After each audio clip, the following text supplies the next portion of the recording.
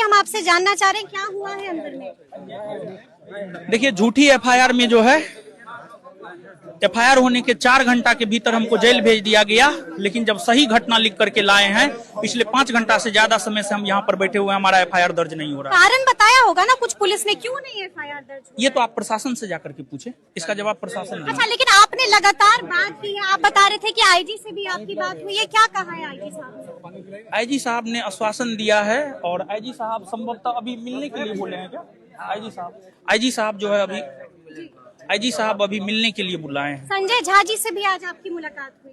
माननीय राज्यसभा सांसद महोदय संजय झा सर से हमने मिला, उन्होंने हमें भरोसा दिया है कि हम आपके साथ हैं और आपको हम न्याय दिलाएंगे। तो अगर गुरुजी एफआईआर नहीं होती है तो क्या यहीं पर बैठे रहिएगा? मैं आपको सुन रही थी, आपने साफ कहा कि जब तक न्याय नहीं मैं यहीं पर बैठा रहूंगा। जब तक एफआईआर नहीं होगा तब तक मैं यहीं रहूंगा। हाँ।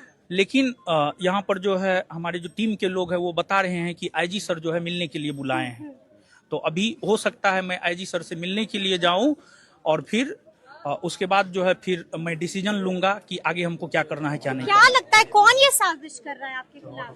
फैजल खान, सब चीज स्पष्ट है। फैजल खान एक नंबर का झूठा है, एक नंबर का सातिर है। फैजल खान झूठा कैसे है? गोली किसने चलवाया? फैजल खान ने चलवाया, आरोप हम पर लगवाया और हमको जेल भेज दिया गया, पटना प्रशासन को भ्रमित किया गया। इसके बाद जो है कितना इमोशनली ब्लैकमेल करता है छात्रों को फैजल खान।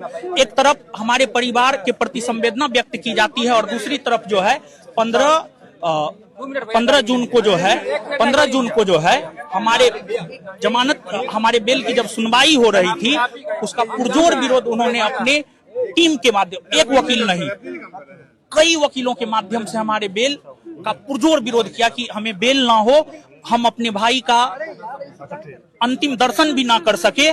फैजल खान ने इस प्रकार की चीजें की है। आप इसी से समझ सकते हैं फैजल खान कितना सातिर है और फैजल खान हमारी हत्या करवा सकता है। अगर हमारी हत्या होती है तो उसका जिम्मेदार फैजल खान होगा। आपने कहा मेरे भाई की हत्या का जिम्मेदार भी वही है।